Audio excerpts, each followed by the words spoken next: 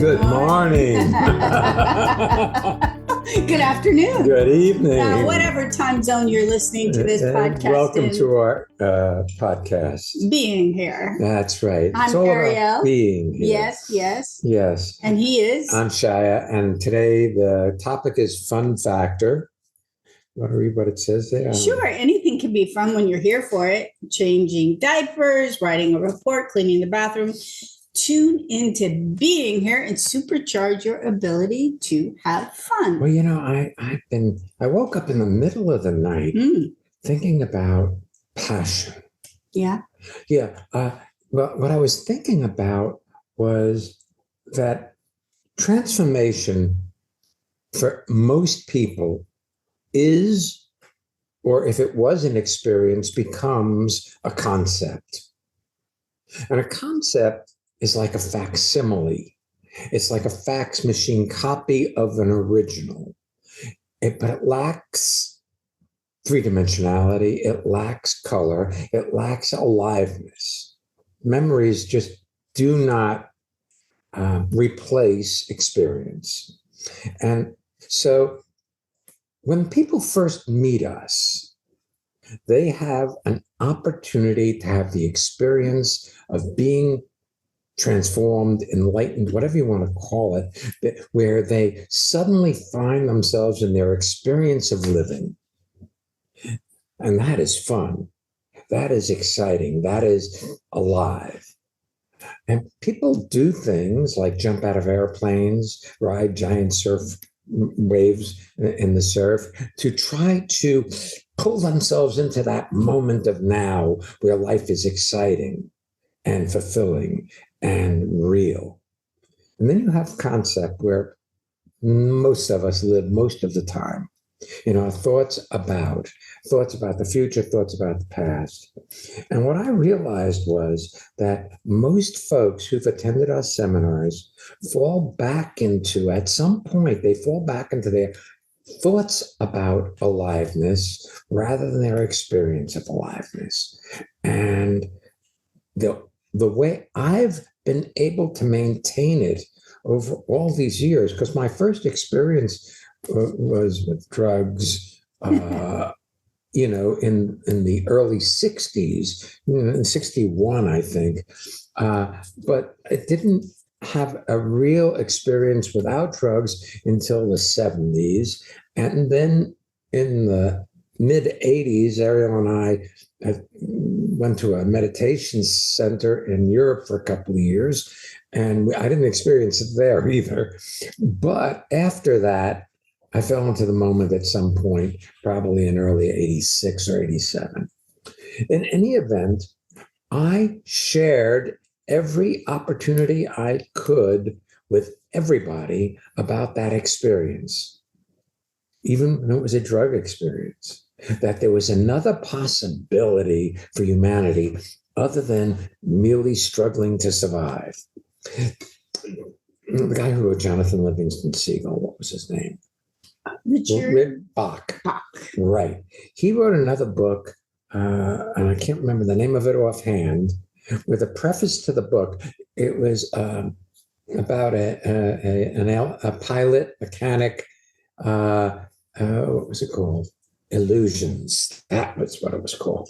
And it was in the preface to the book, there was a handwritten and grease smudged page about these creatures that lived on the bottom of the river and were buffeted by the current.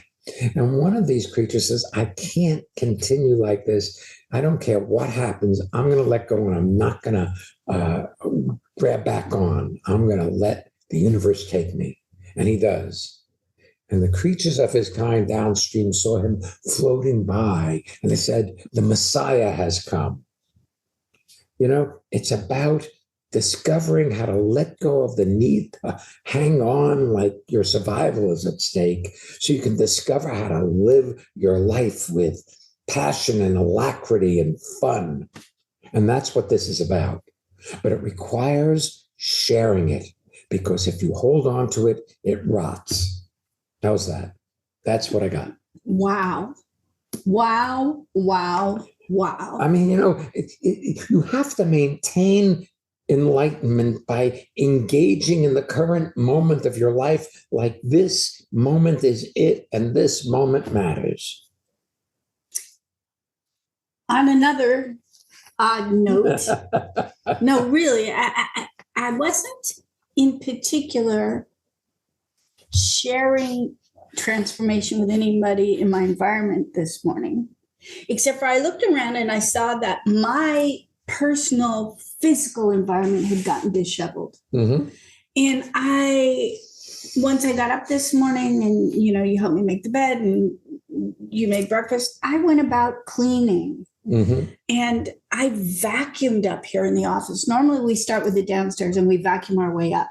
Right. I started up here, got rid of lots of dust kitties. We don't have dust bunnies, we have dust kitties. Yeah, I know, cat sheds. Yeah, the cat, But you see, then I see a little dust ball over there. Yeah, that's because you cleaned everything else up. Yeah, so what was left dust became ball obvious. is like the size Quarter of an inch of a pinhead practically. It's small. It's like, yeah, you discover what you missed, but there's something so enlivening about not living over top of things all the time, like continuing to complete things. So you're talking about out, and I love what you had to say. I love it. It is enlivening, makes me come alive. And I also see the integrity of taking care of things around me as well. Well, all the dishes from this morning's breakfast are washed and put away. You rock. Because that's just part of the way you deal with it when you're here for it. You see what needs to be done and you do it. I know we haven't spoken about listening yet this morning, so I know you'll be hearing this likely in the afternoon, but just saying, you don't have to rush off to what's incomplete in your home or who you haven't shared your passions with. Let's just stay here listening to this, to hear what's being said. You don't have to make any decisions for the future. This is all about being here. And with that, we're going to take our first guest. Yes. Tracy, welcome to being here. Tell people where you're zooming in from. Hi, this is Tracy in St. John's, Newfoundland, Canada. So lovely to be with you. Yes. Thank you. Really lovely to be with you. And to, I was just like wowed by what you both just said. I was as well. I did come with a question today on the topic of fun and transformation. The way my life is set up, I spend a significant time with my parents, and they're actually here now helping out because there's a snowstorm, and my son is sick, so I get to work, and I'm really grateful that they're available and here. I find when I'm in their presence, and I want to say this, I don't want to blame them for it, but I find it difficult to have fun and experience transformation. I will say that without transformation, this whole arrangement would never have been able to happen, and me to generally maintain a grounded state, with them. Yeah. And I am just wondering how I can do it. In order for you to have it, you have to let go of making your parents responsible for your experience. See, because what you're doing is blaming them for your experience, for how you feel, how you think. You're saying they're the cause of it. Now, in one respect, they are, because they had sex many years ago, and you were a production of that. So they are, in that way, responsible. But in reality, the circumstances don't determine your well-being. You do. And, it's not easy, Tracy. It's a constant battle between you and your mind, in that your mind is going to blame other people and other things for how you feel. Mine does. It's automatic. It says, oh, if they didn't say that, I wouldn't be disturbed. But the reality of it is, if you're not already disturbed, you wouldn't find it disturbing. If somebody passes you on the road as you're driving, and they're erratic in their driving. If you're fine, they're just erratic in their driving. If you're already upset, they become the reason why you feel upset. Have you noticed that? Yeah. Shake Yes. your head Yes. here. Yeah. I have noticed that. Yeah. Right. Even I find like if my house is dirty, sometimes it bothers me. Sometimes it doesn't bother me, but I let it bother me. And sometimes it doesn't matter at all. That's right. Yeah. Well, same thing with parents. I think somewhere you have yet to own that you've constructed your life with your parents so closely involved. Like you have nothing to do with that from your point of view, but in fact, you have everything to do with that. See, and like I say, this is an audio. Even Yes. though we're doing it via Zoom, this is an audio. So when you Yes. shake your head like you're doing now, you're robbing the people that listen to this from getting that what we're saying is accurate for you, because the silence for them. Sounds like we're browbeating you. That's right. So you're Okay. Yes. And I know it's funny. I realized that we talked about it. The producer told us, and I just. But I think Yeah. right here, right now, you are demonstrating. parents. We've become your parents, and you're demonstrating. Don't tell me what to do. Okay. And it's as if you're the victim of your life circumstances, which in this moment is being on this podcast, That's asking this question. Right. Because, see, you don't want the answer. That's the other thing. Because you're operating in a way like your son does when he's unhappy. Right. You're not willing to volitionally give it. You're not willing to say, that's right. I've been doing that. You're our victim. In this moment, you're doing that. Do you get it? I get it. I don't know if I feel it. I'm not sure why. I understand, but what do you understand? I understand that I'm a victim. And how are you a victim? I don't know how I'm a victim, and that's. Well, then why do you say you're a victim? Okay, because I believe I know that you're out. From my experience, you're always accurate in what you say. That is not okay. good. No, see, that okay. makes us. You put us on a pedestal, you're going to have to rip us down at some point, because somewhere in your heart, you know that there's no difference between us and you, as far as getting somewhere, being somewhere. The thing is this: you were asked at the beginning of this podcast to speak, not nod.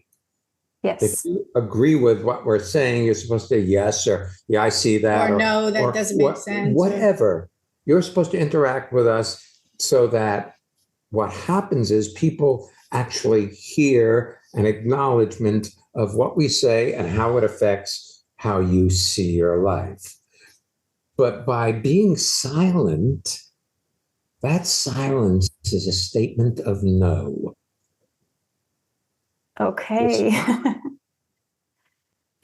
Do you see? I see. This is very interesting to me in relationship to relationship and fun.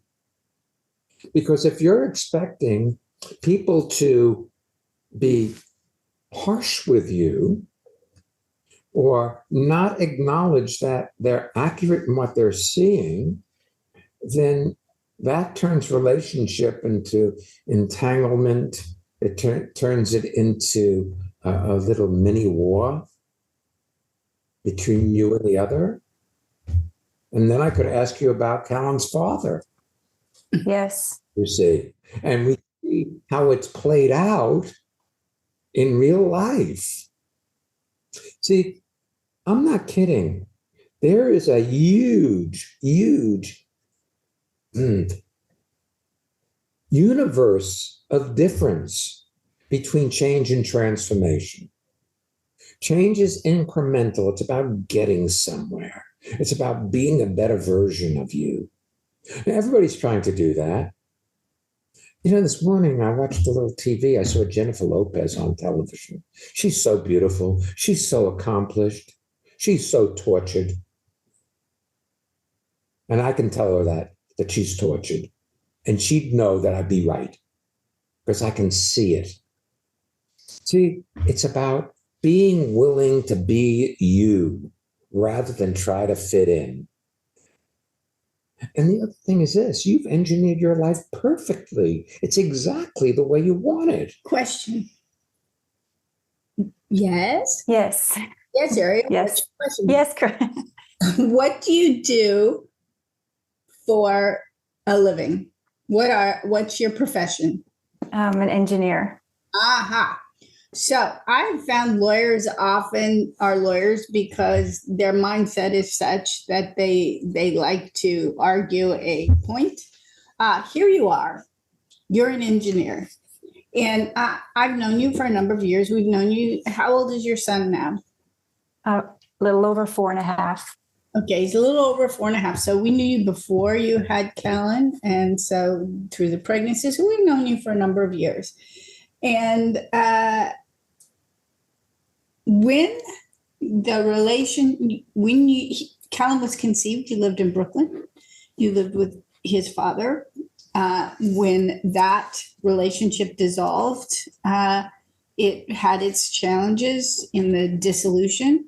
And then you moved up to around your family home in Newfoundland with your child and engaged your parents in supporting you and raising him. And there have been plenty of opportunities, should you have wished, to have reconstructed your life back in Brooklyn or elsewhere. And you've chosen this, you've engineered it to be this way, and you're operating as if it's not your choice. Yes. Wow, that can't be fun. As we're talking, I know that the listeners can't see, but your son got sick last night, because we talked about it before we started recording, and he's sacked out behind you on the couch and he's sleeping, and it's like so beautiful. And I know he's ill, and I'm sorry he's home from, school or whatever's happening with him, but it's like, wow, awesomeness. Or if you're lost in a complaint about your parents or anything else, then you don't see him. He becomes an inconvenience in your day. See, yes. There's a magic in the moment if you're here for it. But when you're going somewhere, this moment of your life is never it. See, I was sitting on the couch. We were watching television just after breakfast, had some coffee, sitting there with my eyes closed, feeling the heat from the wood stove on my feet, feeling my butt on the top of, on the couch and the fabric of the couch. I mean, it was awesome just being where I was, not trying to get somewhere. Now, we can blame that on my age. Mm-hmm. Yes. Or it could be an intentional act of being where I was, as though that was it, not trying to get somewhere better or special.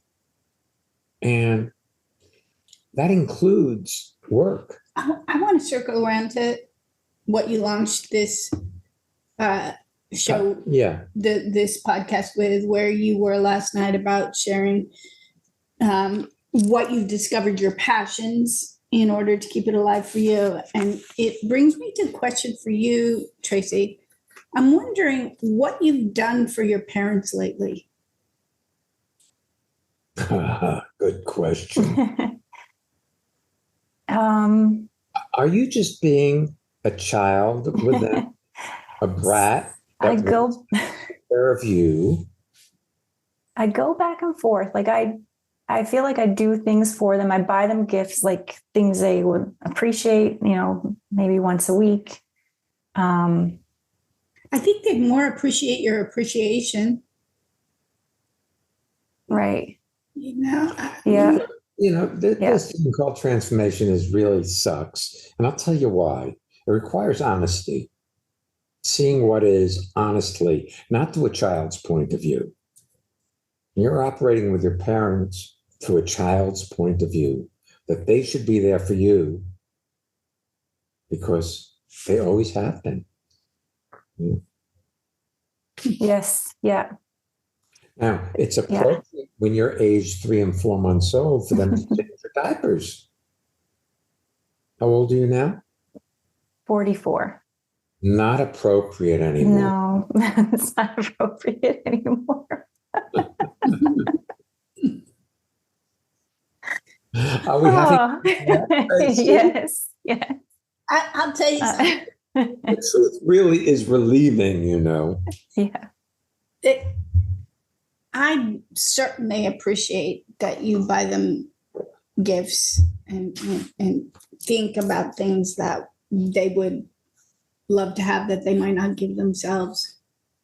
But if I were them, your happiness, your joy, your sense of fun would be the biggest gift of all. And I get interested in your withholding it. Yeah, that would make them successful, you see.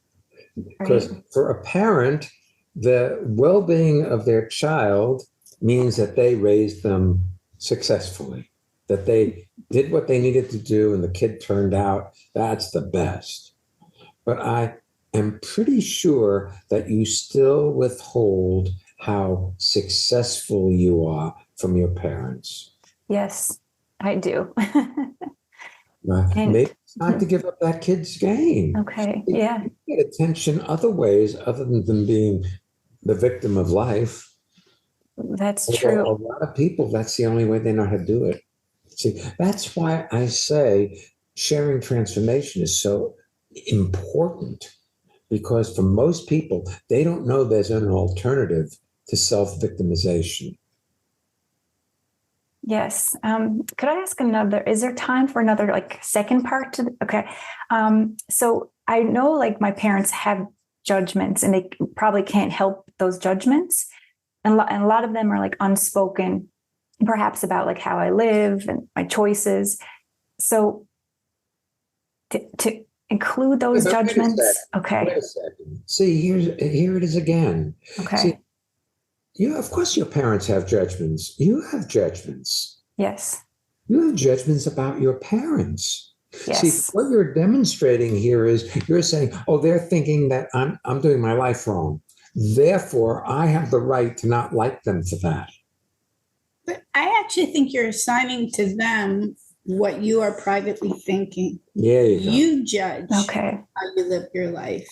You judge that you don't have a partner and that you have parents helping.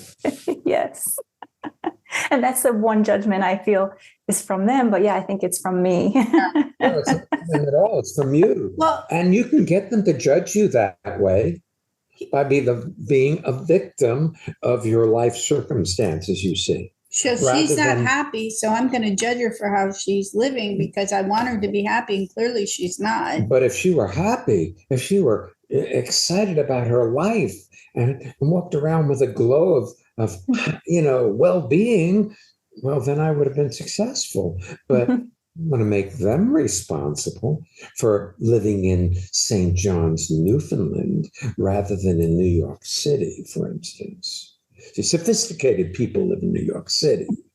Yes. Not the country bumpkins that live in St. John's, Newfoundland.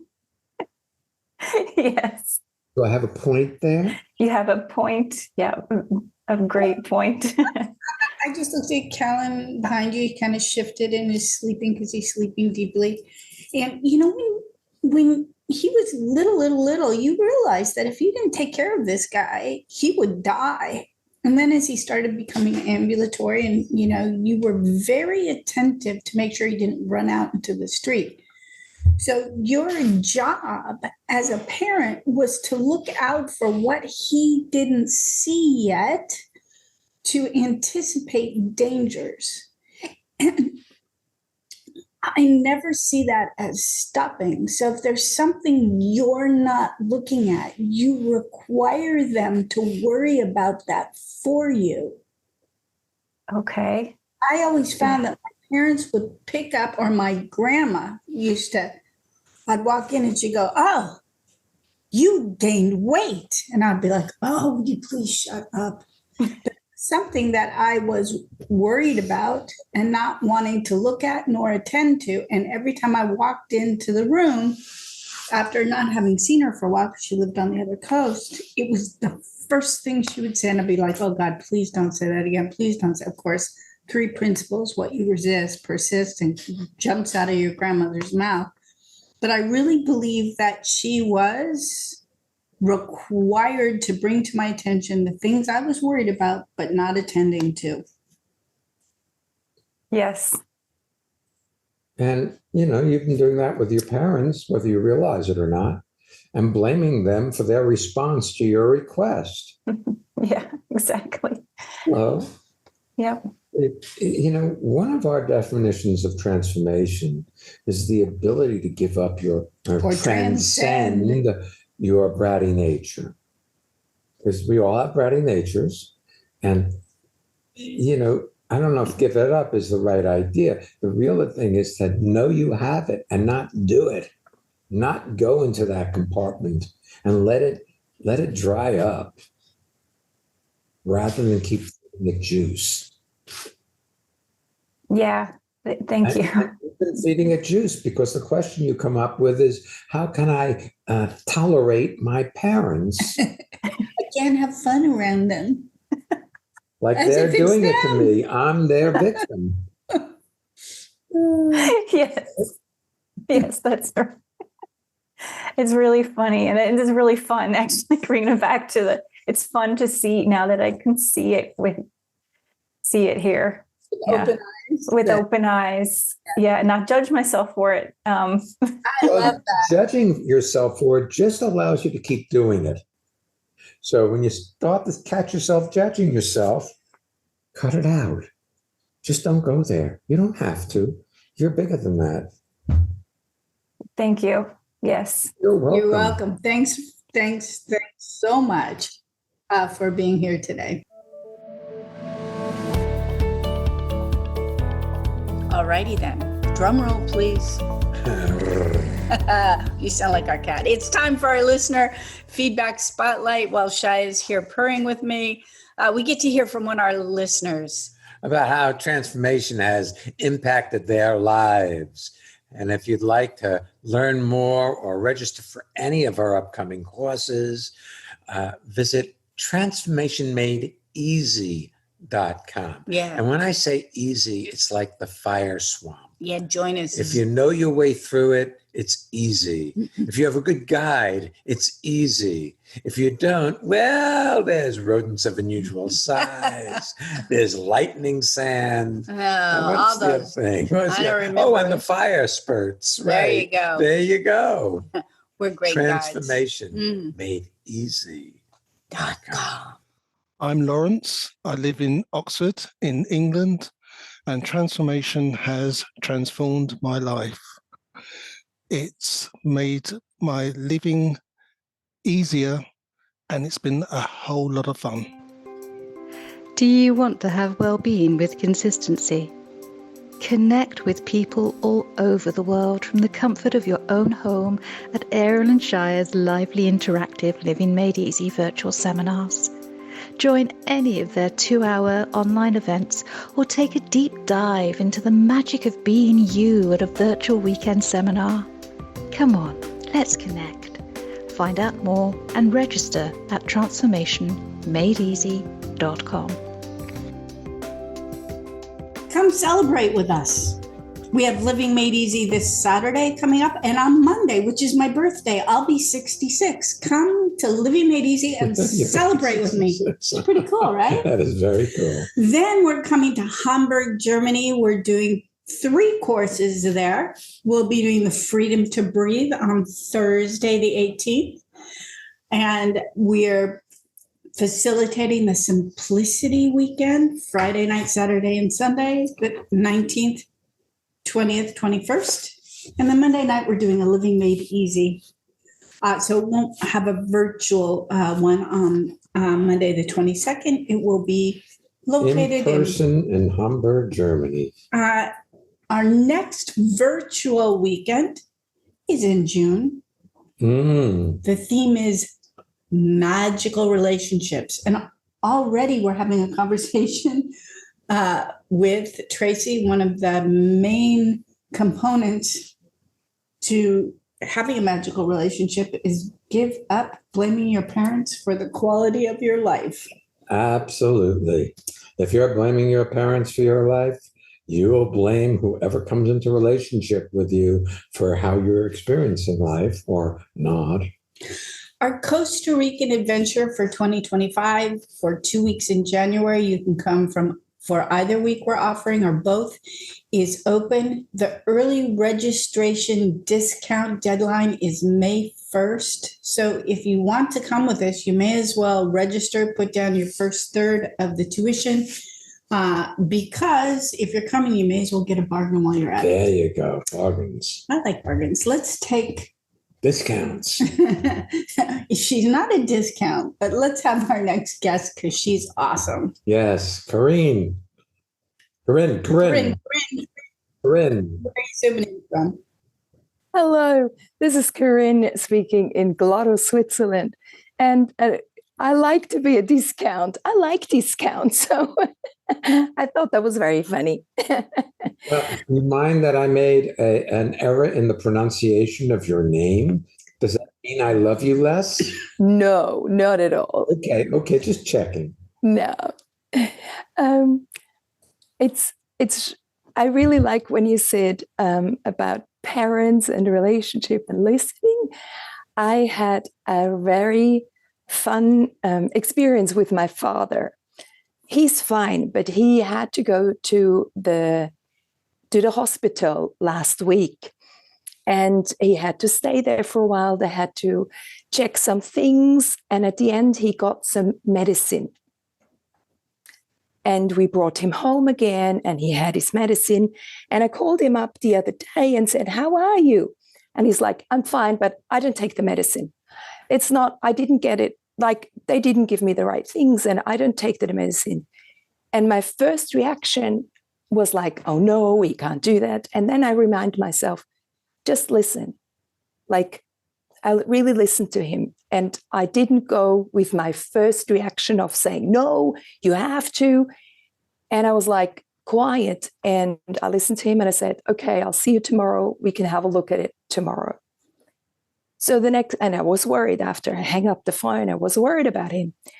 Next day, I went to him because at work, I'm very close to him, so I can go up to my parents. I went up to the flat and he looked at me and I said, "How are you? How is it going with the medicine?" He's like, "I'm fine. I took your advice and I taken them again."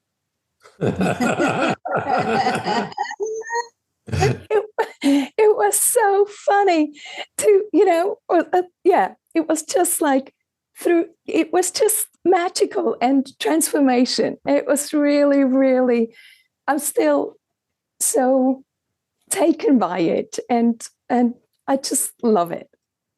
I love that you treated him as a full-blown person rather than someone you needed to talk down to.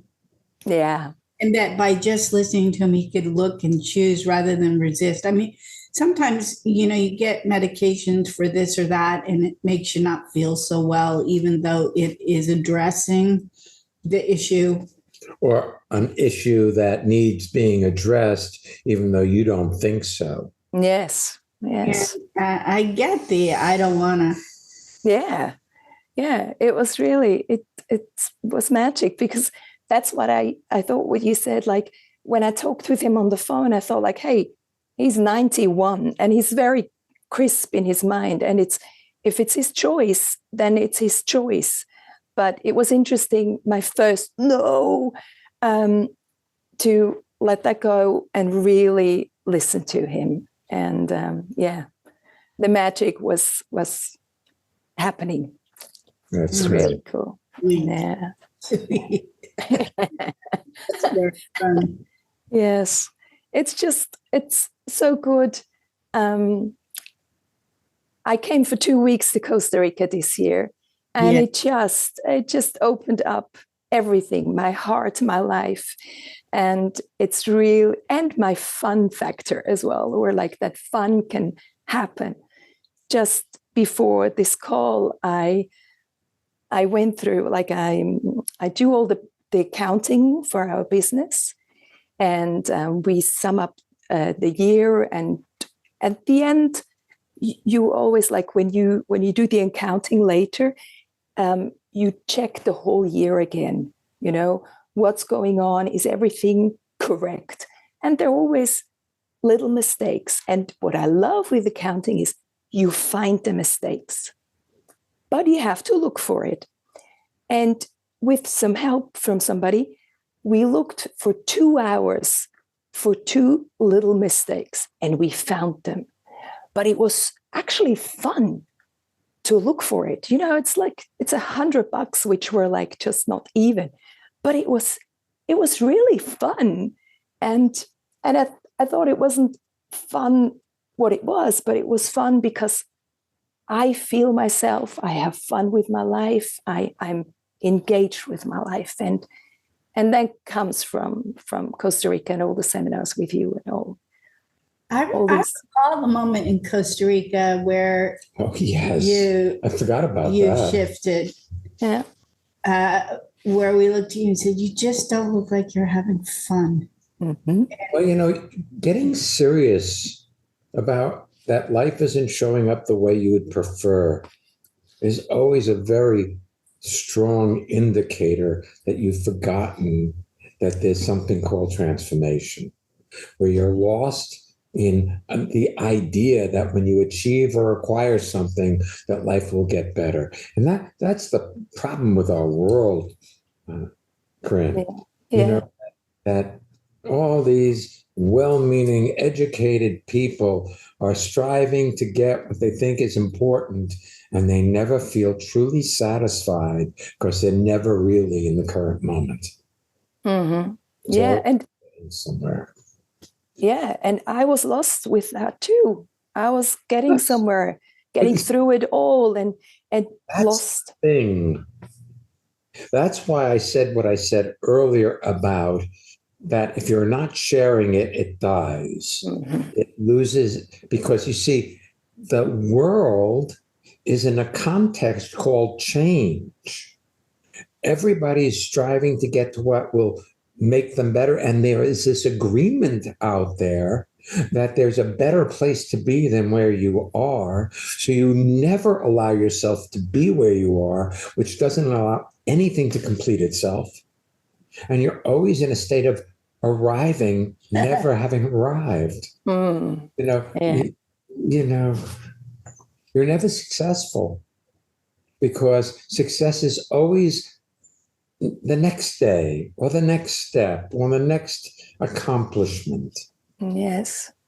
As even when you are like successful, as some people maybe think, like if you have money or something, but that doesn't, it's not enough then. There's never enough money for you to feel secure. Mm-hmm. Yeah. If you're insecure. So the business you talked about, what is your business? I have a bakery. I manage a bakery with my brother, and we have a bakery. It makes it sound like a little hole in the wall. That sounds like a little mom and pop shop bakery. Okay. No, it's a big bakery. We have like 8 stores, and we have 120 wonderful people who work all together, and we make a lot of money.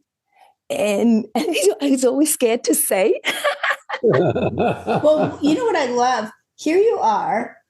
You're going through the accounting after a year with 8 stores. You've pulled together everything from 8 stores and your factory and the 120 people, and you've done the payroll and you've done everything and the taxes, and you're hunting down $100 and you're Yes. having fun. Yes. Love it. Yeah. Me too. Yes. I like to go into details, and also I enjoyed this through the seminars to see if I'm precise. That makes me whole. Well, you can't help it. You're Swiss. Yes, I am. You know, precision timepieces come from Switzerland. Yes. That's funny. So good. So good to see you. Yes. Yes. Good to Lovely see you being too. with you. I'm so glad you came to Costa Rica for 2 weeks this year. Yeah. Because if you had only come for one, I don't know that you would have found Green again. Yeah, me too. I'm so happy I came for 2 weeks. I'm terrible. Corinne. Don't worry. I didn't hear the difference that much. Okay, good. Then I can call you Corinne from now on. It really is. Yeah. I'm so excited we get to see you again in person.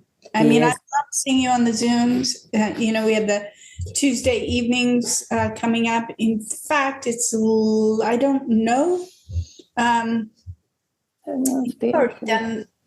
We're recording this in advance. I'm not sure when the Tuesday evening for the month of April is. Probably before, the day before this, but it may have happened. It's like to be able to see you in person and to verify that you have legs is just wonderful. Yes. I'm often surprised now when people are taller than me or shorter than me. It's like, oh, because on Zoom we're all pretty much the same size. Yeah, exactly. Yeah. Oh, yeah, it will be fun. There you go. Thanks for being. Did you have something? No, I just didn't hear Shaya's last words. Zoom is the great equalizer. Yes. Yes. All right. Hey, subscribe to this podcast and share it with your friends. And if you haven't already, you can subscribe to our newsletter. You can find all of our courses and subscribe at transformationmadeeasy.com. And if you have the inclination to join us in Hamburg, it's not too late. Come. We have people coming from all over the world. You could be one of them. You know, transformation really is transformative of your life and your ability to experience living. If you're one of the people who've been part of our listenership for some time, and you're finding that listening to this podcast is having an impact on your life, try sharing it with people. You may be shocked at who you are and what comes out of your mouth and the possibility that you can lay out for other people. And that is truly fun. We, next week, will be doing the episode Feeling Inspired. Doesn't matter if you answer yes or no to that. That's what we're up to. We'll be back next week. So come on back. And don't miss being here.